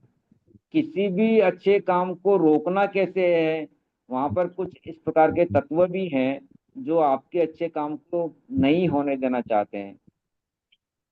तो अभी मैं आपको लेटेस्ट घटना बताता हूँ। नांगला में, जिसमें हमारा 50 एकड़ में काम चल रहा है, हमने और वायरिंग की ताकि पशु नहीं आए, एक पर्टिकुलर रास्ते से आए और इस प्रकार की व्यवस्था की। गांव के लोग ने आकर हमारे कार्यकर्ता की पिटाई कर दी कि आपने ये कैसे कर दिया, इधर से तो हमारा आने का राइट है, आप उधर से क्यों इतना घूम कर क्यों आएंगे। हमने कहा भाई एक चीज बताइए कि ये जो काम कर रहे हैं ये गांव के भले के लिए कर रहे हैं, हमारा क्या स्वार्थ है, हम चले जाएंगे। यदि आपको ये काम अच्छा नहीं लगता तो हम चले जाते हैं। लेकिन कुछ लोग हमारे साथ भी खड़े थे। अल्टीमेटली जब उनको लगा कि हमारी बहुत बड़ी ताकत है और हमारे साथ बहुत बड़ा सपोर्ट है, तब जाके उन्होंने माफी वगैरह मांगी। नहीं तो वो नहीं चाहते थे कि वो अच्छा काम हो, मतलब। तो गांव के लोगों को जब मैंने बात भी की थी तो शुरू में एक ही बात समझाई थी कि मैंने कहा देखो, हमारे काम में राजनीति नहीं करना, पहली चीज। गांव के अंदर जाति, धर्म, भाषा, ये आपकी कोई भी होगी, हमें इससे कोई मतलब नहीं। आप किस पार्टी को वोट देते हैं इससे भी कोई मतलब नहीं। मैंने एक ही बात कही थी, पानी के मुद्दे पर पूरा गांव एक चाहिए। इस प्रकार से प्रकृति ने पानी देते हुए किसी की धर्म जाति नहीं पूछी। मैं ये चाहता हूँ कि पानी के मुद्दे पर पूरा गांव एक हो, क्योंकि गांव की आवश्यकता है। वो यदि भावना यदि आप में रही तो ये काम हो पाएगा। सबने आश्वासन दिया कि नहीं, हम सब करेंगे और सब आपके साथ रहेंगे। लेकिन फिर भी कुछ तत्व ऐसे होते हैं, उन तत्वों को निपटा जाता है, वो एक अलग रास्ता है। तो इस प्रकार की समस्याएं गांव में आने वाली है। कोऑपरेटिव बेसिस पे। कैलाश जी, हाँ, मेरे ख्याल से सरकार की इच्छा शक्ति नहीं है, आपकी या मेरी इच्छा शक्ति है, लेकिन सरकार की इच्छा शक्ति प्रबल नहीं। एम आई राइट? नहीं नहीं, इसमें देखो क्या है कि हर काम सरकार की इच्छा शक्ति से होगा या सरकार के कारण ही होगा, ऐसा सोचकर हम बैठ नहीं सकते। मैं और बैठने भी नहीं कह हर रहा सर, हर हर हर पर काम सरकार पर छोड़ भी नहीं सकते। हाँ, मैं ये मान के चलता हूँ कि मेरे जीवन में मेरा जो कर्तव्य मुझे पूरा करना है, सरकार नहीं करेगी तो भी मैं पूरा करूंगा, क्योंकि ये मेरे गांव की आवश्यकता है, ये मेरे देश की आवश्यकता है, ये प्राणी मात्र की आवश्यकता है। इसलिए मुझे अपना कर्तव्य पूरा करना है, उसके लिए मुझे जो करना वो करूंगा मैं।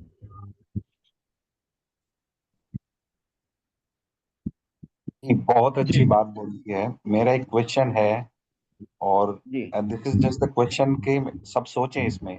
जैसे हमारे यूएस में होता है, मैं यूएस से बोल रहा हूँ, और हमारे राजीव यूएस जी, में होता है। क्षमा चाहूंगा, ये थोड़ा सीक्वेंस था। प्रोफेसर एस के शर्मा का नंबर था, इसके बाद आपका नंबर। जी प्रोफेसर जी, शर्मा, सॉरी सॉरी। इसके बाद आपका नंबर। प्रोफेसर एस के शर्मा। ये अपने नए साथी जुड़े हुए हैं राजीव कुमार जी, तो कोई बात नहीं, हम तो बाद में बोल रहे हैं, होस्ट में बोलने दीजिए हमको, लेट हम कंप्लीट। राजीव भाई शायद बोल रहे थे ना, मैं ऐसे नहीं सर, बोलिए अब नहीं नहीं, नहीं आप नहीं सर, वो पहले लाइन से आएंगे, लाइन से आना एक बनता है, तो प्रोफेसर। वो नियम है, सबके लिए सेम होने चाहिए। तो आप एच के शर्मा सर बोले आप।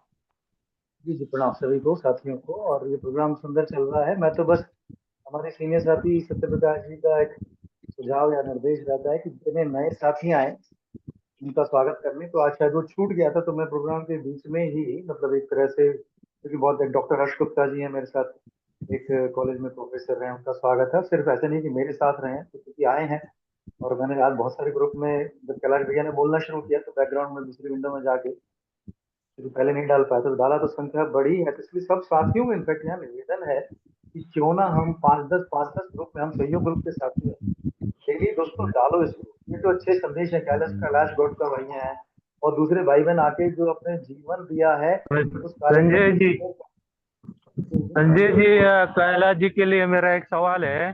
वो जो जी रिवर लिंकिंग प्रोजेक्ट का जो जिसकी बहुत चर्चा हुई, उसके बारे में एक पर्यावरण पूरक है, आगे कंटिन्यू रखना चाहिए। पाटिल साहब अभी हाँ आपसे जी, पहले 3 लोगों के प्रश्न लेते हैं, आप हैंड आज कीजिए, आपका नंबर आएगा।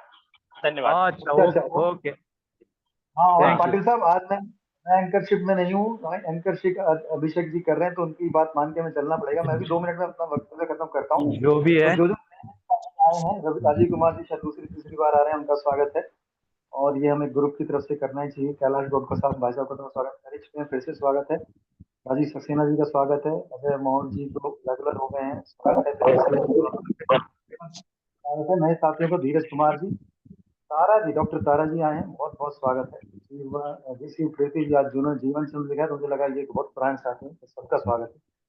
मैं मदन लाल जी स्वागत है, मदन मोहन जी के अलावा एक मदन लाल जी, दो मदन जुड़ गए हैं, तो अच्छी फास्ट बॉलिंग होगी, ऐसा मान सकते हैं। बहुत बहुत स्वागत है। ओमपाल सिंह जी, मुझे लगा था उमेंद्र सिंह जी, पर ओमपाल सिंह जी भी आए हैं, उनका भी बहुत स्वागत है। 1+DN2101 साथ ही अपना नामकरण कर लेंगे तो खुल के स्वागत है। भी आपका बहुत बहुत स्वागत है, जो भी यहाँ 1+ है, तो हम चाहते हैं आप पूरे भारत में 1+ हो के ये काम करें, ग्रुप की शक्ति बढ़ाएं। धन्यवाद। रोज भी आप फिर से आए, मैं आपको व्हाट्सएप करने वाला था कि अभी तक क्यों नहीं जुटे, धन्यवाद, आप आए 9 बजे, फिर भी आपका बहुत बहुत स्वागत है।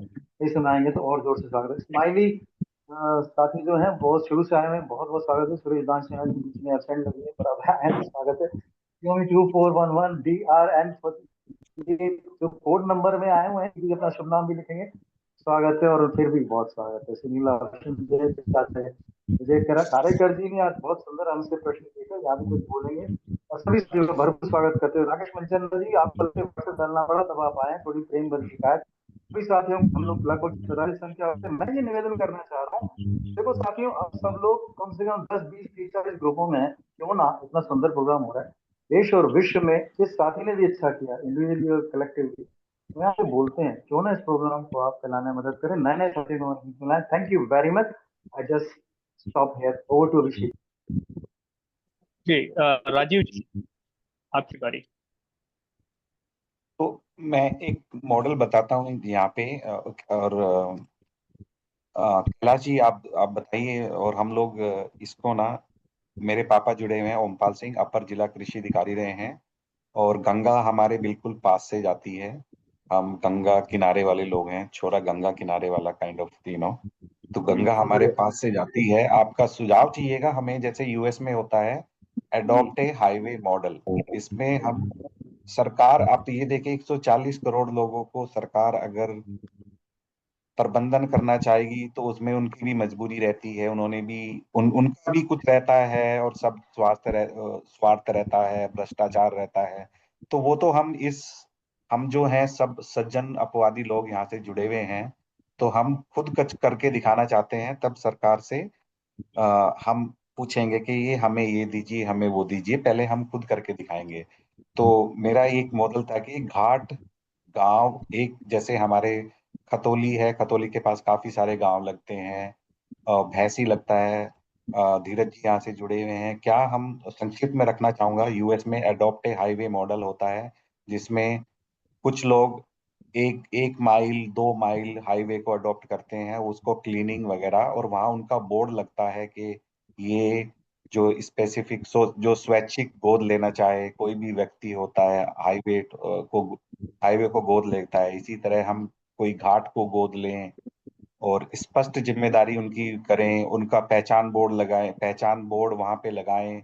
और इसमें हम इसको एनजीओ से भी जोड़े, जैसे राज्य परिवहन निगम हो गया, गंगा गंगा मिशन हो गया, और समय सीमा निश्चित करें कि आमतौर पर 2 वर्ष में न्यूनतम 90 दिन पर और उसका निगरानी व मूल्यांकन करेंगे कि क्लीन हो रहा है कि नहीं। गंगा घाट गोद लें, साप्ताहिक सफाई कार्यक्रम, पूजन सामग्री प्रबंधन, और एसएसजी द्वारा सेल्फ हेल्प ग्रुप द्वारा इको पूजा स्टॉल लगाएं, औषधीय पौधाकरण, प्लास्टिक मुक्त शौचालय, काइंड ऑफ ये मेरा था कि ये आपके पास कुछ ऐसा है जो हम कल से स्टार्ट कर सकते हैं। हमारे पास गांव है, आप हमें आदेश करें।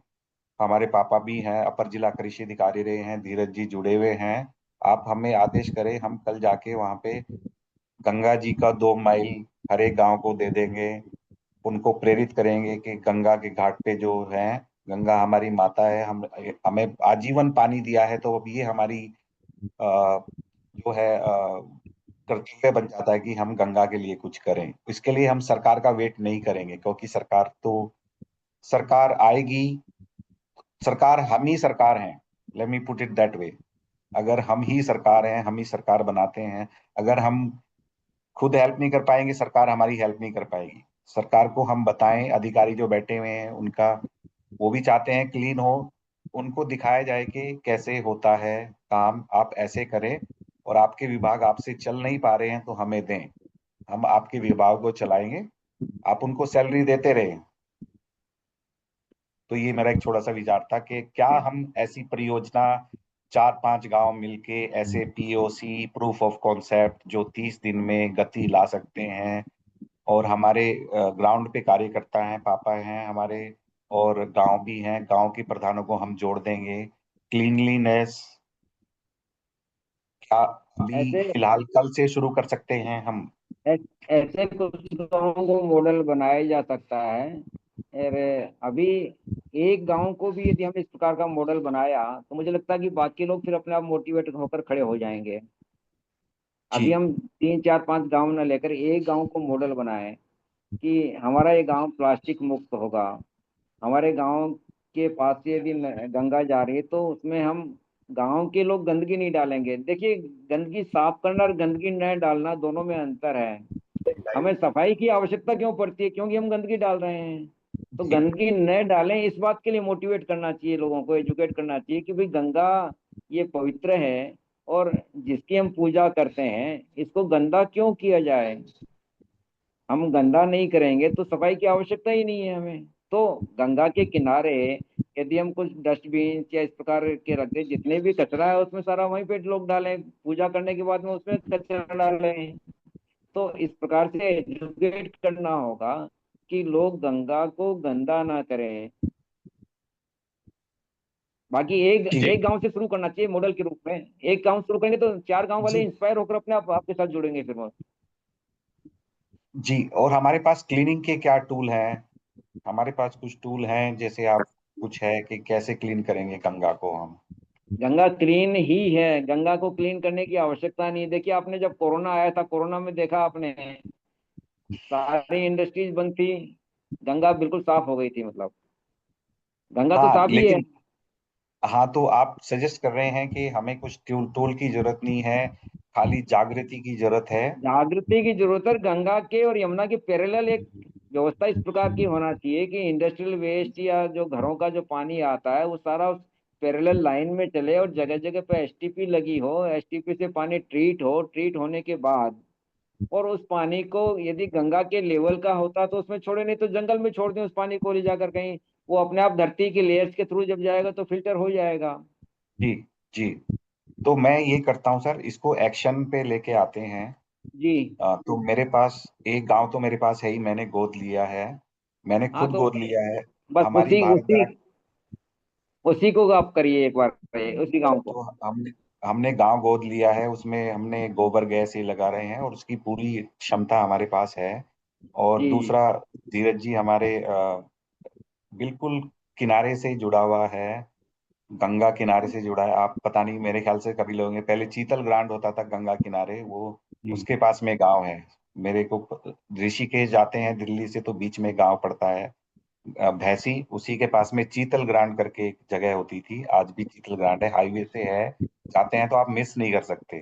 तो हम हमारे पापा और धीरज जी आपको कांटेक्ट कर सकते जी हैं जी इसके जी जी। इसको आपको एग्जीक्यूट नंबर करने के लिए। उपलब्ध करा दिया जाएगा, मैं आपको नंबर दे दूंगा और इस ग्रुप में भी नंबर डाल देते हैं चैट बॉक्स में। तो जिन साथियों को कांटेक्ट करना है वो कैलाश जी से संपर्क कर सकते हैं, नंबर अभी हम डाल जी।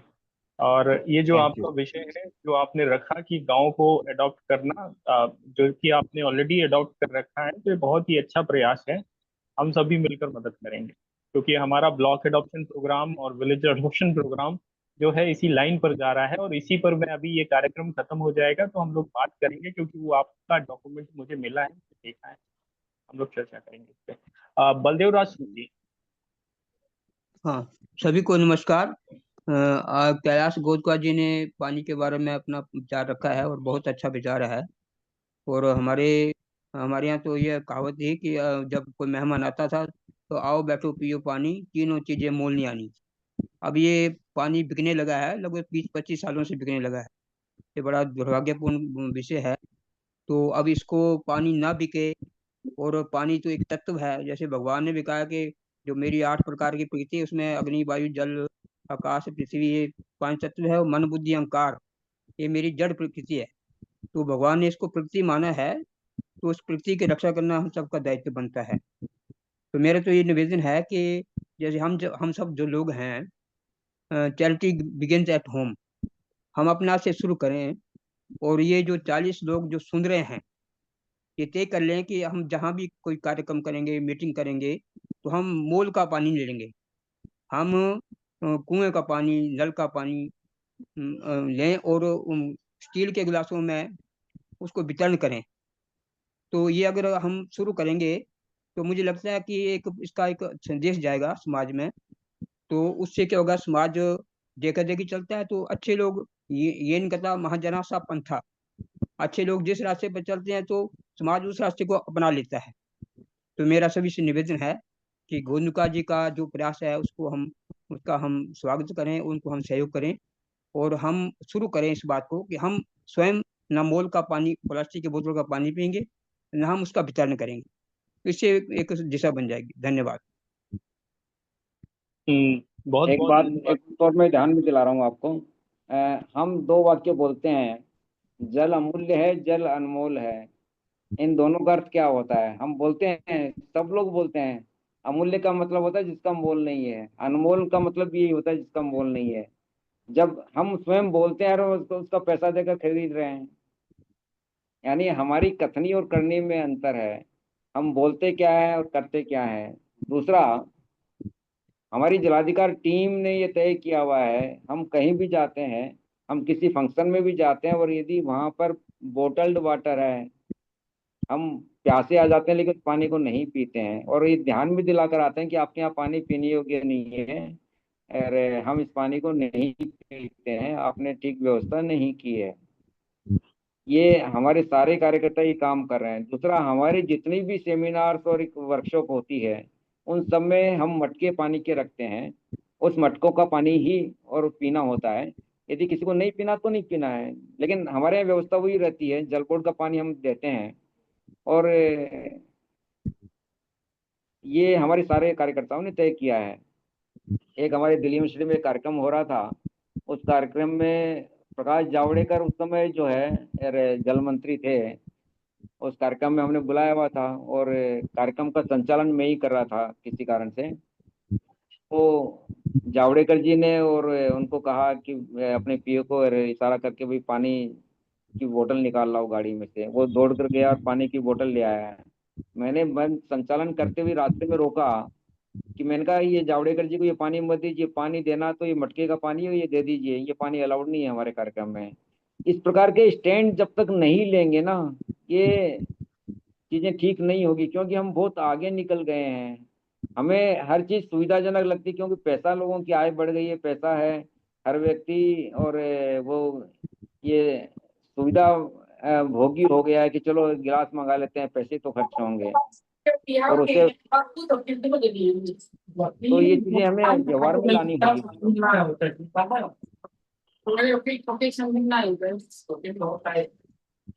बाकी लोग म्यूट करना प्लीज, बाकी लोग म्यूट करें। धन्यवाद, thank you. Please mute yourself, thank you. Abhishek ji, जी जी। कैलाश जी का बहुत अच्छा एफर्ट है और मैं बड़ा प्रभावित हुआ हूँ, मतलब सुन रहा था शांति से। लेकिन जो राजीव जी ने प्रैक्टिकल अप्रोच दी है वो उससे भी बड़ी चीज लगी मुझे। और मैं सिर्फ इतना ही कहना चाह रहा हूँ राजीव जी कि जहाँ भी समय चाहिए और जो कार्यक्रम आप सजेस्ट करते हैं, आपके फादर भी जुड़े हुए हैं, पता नहीं मैं ढूंढ नहीं पाया इसमें, तो हम लोग आपका सहयोग करेंगे और इसमें हम योगदान भी देंगे जहां भी आपको जरूरत पड़ेगी। सुनील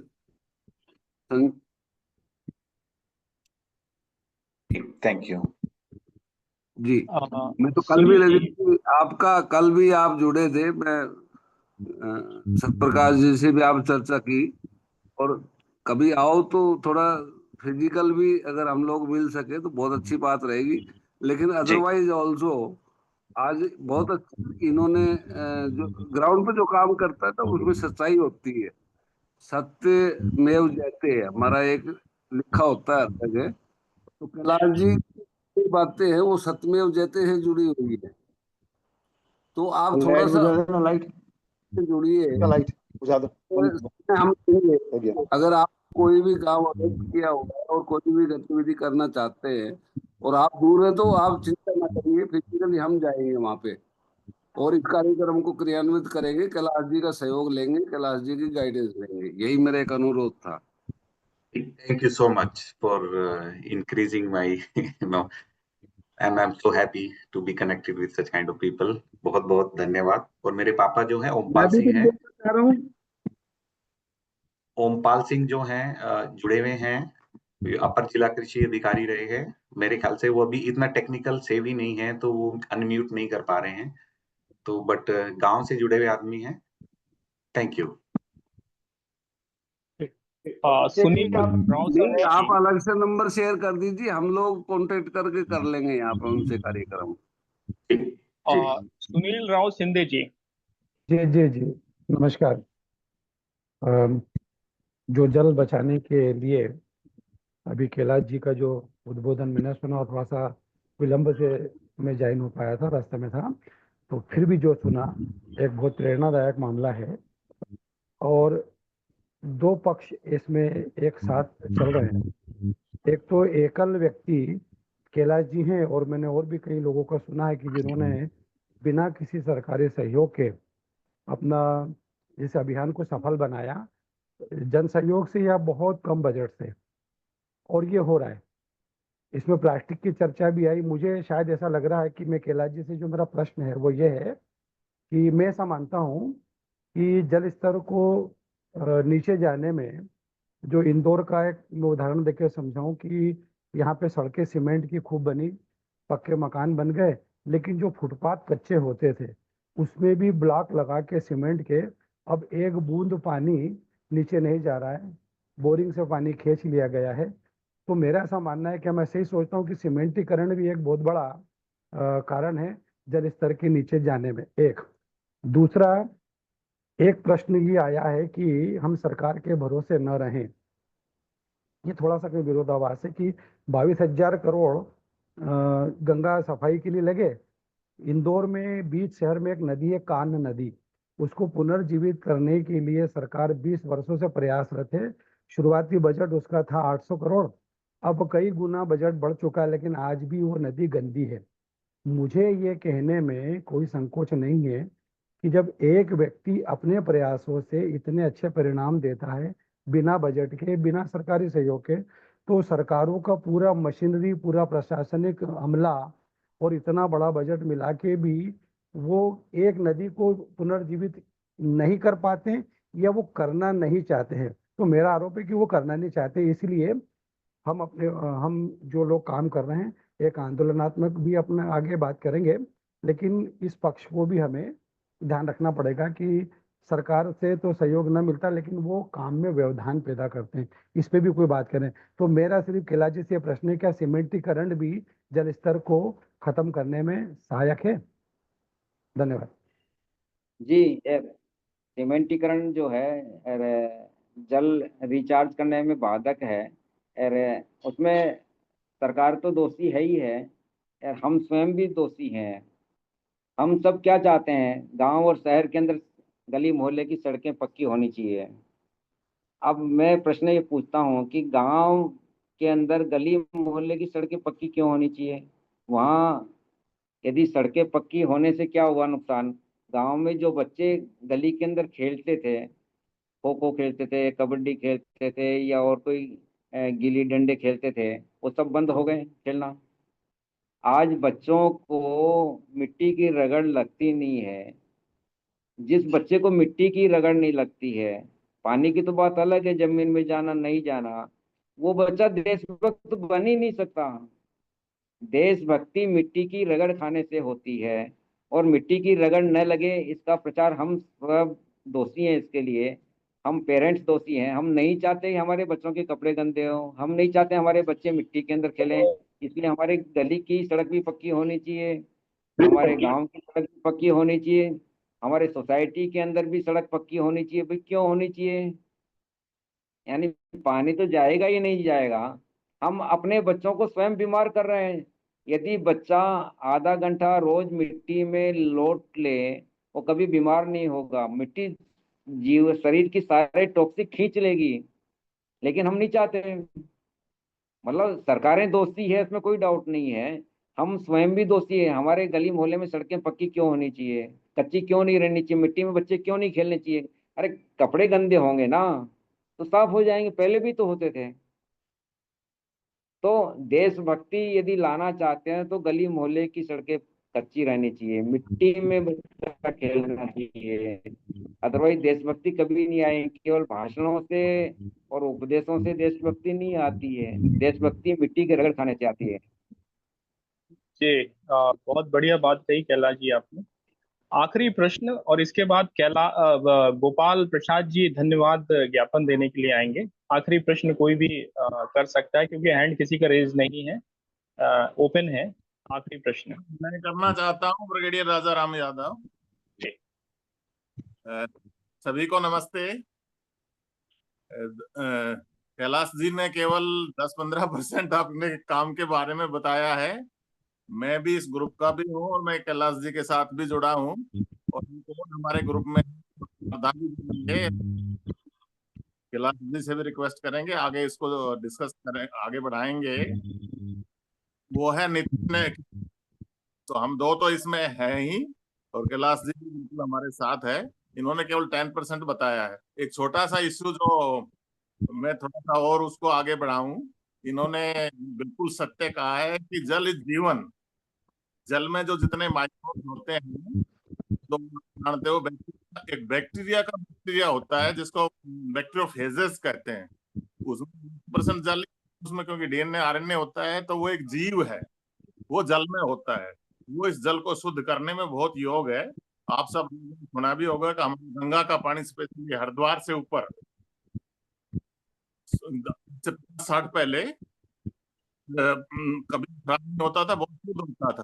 उसमें ये साइंटिफिक रूप से तलाश किए गए हैं। वो बगैर पेरेंट्स के बनता है, अपने आप बनता है, और जल शुद्धि में उसका बहुत बड़ा रोल है। चाहे पृथ्वी में जाके करो, चाहे यहाँ करो, उसका रोल गाय के पेट से भी है। इसलिए मैं इसको 2-3 बता भी चुका हूँ, तो वो सच्ची बात बोल रहे हैं।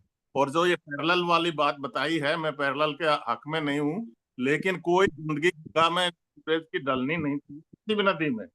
और नदी को प्योर रखने के लिए जो कुछ लोग राजीव जी से हम स्पेशली कह रहे हैं, उनके गांव का नजदीक है, नदी को, किसी भी नदी को प्योर रखने के लिए 2 चीजों की जरूरत है। क्योंकि मैं माइक्रो कैसे इस एंगल से, वो अविरल रहनी चाहिए, दूसरा वो निर्मल रहनी चाहिए।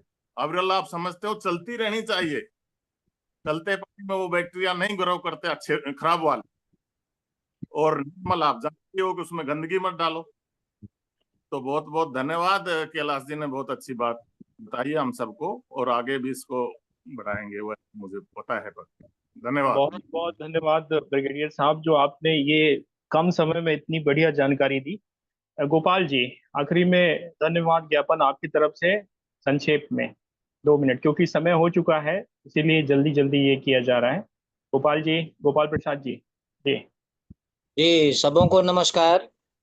आज का सत्र आप लोगों ने जल के विषय के ऊपर में हमारे विद्वान चिंतक और चार्टर्ड अकाउंटेंट श्री कैलाश गोदुका जी, जो राष्ट्रीय स्वाभिमान आंदोलन के दिल्ली प्रदेश के अध्यक्ष भी हैं और जलाधिकार फाउंडेशन के ट्रस्टी हैं। तो ऐसे तो ये चार्टर्ड अकाउंटेंट हैं, लेकिन जल के ऊपर में जो इनका चिंतन है, उन्होंने हमारे दिमाग को हिला करके रख दिया। जब मेरी इनसे जलाधिकार फाउंडेशन के इस महत्वपूर्ण विषय पर हमारी चर्चा हुई थी, तो उस दिन से ही मैंने तय कर लिया था कि किसी न किसी दिन इनको हम अपने ग्रुप में लेकर के आएंगे और ग्रुप में प्रमुख वक्ता के रूप में मैं सभी लोगों को सुनूंगा। तो इस विषय के ऊपर मैं आज तो सारे लोगों ने, चाहे वो प्रोफेसर हो, चाहे वो वैज्ञानिक हो, चाहे वो समाज सेवक हो, चाहे अन्य विधा के लोग हों, उन सबों ने सुना, उन सबों ने अपनी विचार को साझा किया। लेकिन मुझे लगता है कि जो सबसे ज्यादा जो जल एक संवेदनशील विषय है, जल सबों की आवश्यकता भी है, लेकिन जो आज की सबसे बड़ी आवश्यकता है कि प्राकृतिक संसाधन पर आखिर हक किसका है। कहने के लिए ये है, कहा जाता है कि प्राकृतिक संसाधन पर तो आम नागरिक का अधिकार है, तो फिर ये सरकार का अधिकार कहाँ से हो गया, और फिर ये बिस्लेरी जैसी कंपनियों का अधिकार कैसे हो गया। ये आज का मेरे विचार से यह एक अनुत्तरित प्रश्न आप सभी लोगों के दिमाग में भी कौंध रहा होगा, और निश्चित रूप से आप लोग इस पर चिंतन करेंगे। और मुझे आशा ही नहीं बल्कि विश्वास है कि जो इतना सारगर्भित और इतना महत्वपूर्ण विषय है, जो जल सबों के जीवन से जुड़ा हुआ है, उस विषय को हम लोग महत्ता नहीं दे रहे हैं। उसके ऊपर में जितना कार्य होना चाहिए, प्राथमिकता की सूची में, हमारे प्राथमिकता की सूची में सर्वोपरि अगर विषय हो तो वो जल का विषय है। मैं तो इतना ही मात्र कहूंगा। और दूसरा चीज ये कहना चाहूंगा, इतना महत्वपूर्ण विषय आज के हमारे पाठ्यक्रम में क्यों नहीं है? यह भी एक बड़ा यक्ष प्रश्न है। और मैं तो आरटीआई एक्टिविस्ट के रूप में इनसे वार्तालाप करके I am creating a new question. जल के विषय को हमने कम से कम 3 बार उठाया है और अभी सरकार को हिला चुका हूँ, हिला रहा हूँ और आगे भी भविष्य में हिलाऊंगा। चाहे वो बाढ़ का विषय हो, चाहे वो जल के शुद्धिकरण का विषय हो, चाहे वो जल को साफ करने के प्रोसेस के विषय हो। हमें ये जानकर के बड़ा आश्चर्य हुआ कि हम जो जल बोर्ड से जो पानी पी रहे हैं वास्तव में शुद्ध ही नहीं है। 40 साल से उस टैंक का सफाई नहीं हुआ। ये सारे विषय जब इन विशेषज्ञों के माध्यम से और जल विशेषज्ञों से, वैज्ञानिकों से जब मेरी वार्तालाप हुई, तो ये मैं तो सोच के भौचक रह गया कि ये सारा विषय मीडिया का विषय क्यों नहीं बनता और ये सारे विषय मीडिया क्यों नहीं दिखाती। तो मुझे लगता है आप जैसे लोगों की जो विद्वान चिंतक मंडली है, वो इस विषय को जब जड़ से हिलाएगी तो निश्चित रूप से समाज सत्ता का जो एक अंकुश है वो राज सत्ता के ऊपर में आएगा। राज सत्ता को भी सोचने के लिए मजबूर होना पड़ेगा। इन्हीं शब्दों के साथ आप सभी लोगों को मैं हार्दिक धन्यवाद प्रेषित करता हूं और हाथ जोड़ के विनती करता हूं कि आप लोग अपने अपने स्तर से जो जहां है वहीं से आवाज लगाए। जो हमारे राजनीतिक गुरु के.एन. गोविंदाचार्य जी कहते हैं, किसी को कहीं भी जाने की जरूरत नहीं है, जो जहां है वहीं से आवाज लगाए। नए तरीके, नए लड़ाके, नए टूल, नए पद्धति से हम अपनी आवाज को विस्तारित करें। हम इन्हीं भावना के साथ आप सबों को पुनः प्रणाम करते हैं। आप लोगों ने इतनी अच्छी भागीदारी की और इसका वीडियो जो उपलब्ध कल तक हो जाएगा या परसों, सभी लोग अपने ग्रुप में साझा करें। इसके साथ ही मेरा निवेदन है कि आगे आने वाले जो भी वक्ता हैं, उनके जो भी प्रोग्राम्स का शेड्यूल आप लोगों को मिलता है, आप सारे लोगों से निवेदन है इसको मैक्सिमाइज किया कीजिए, इनको सारे ग्रुपों में साझा अवश्य करें और पर्सनल फोन करके भी संबंधित जो हमारे मित्र मंडली है उनको जुड़ने का आह्वान करें तो मुझे हार्दिक खुशी होगी। जी धन्यवाद, प्रणाम। कैलाश जी, आखिरी में 2 शब्द। अभिषेक जी, हेलो जी योगेंद्र जी। जी, सत्यप्रकाश भाई कुछ बीच में बोल रहे थे लेकिन वो समय नहीं दिया प्रकाश जी जुड़े हुए हैं, मैंने देखा नहीं उनको। हाँ, एक बार उनको समय जरूर दीजिए। एक चीज मैं बीच में कहना चाह रहा था कैलाश जी से और सत्य राजीव जी प्रकाश अगर जी हमारे हैं बीच तो में नहीं जुड़े हुए उनके भी नॉलेज के लिए है। मैं एक घटना बताता हूँ, 95-96 की है, जब मैं यूएसए में था।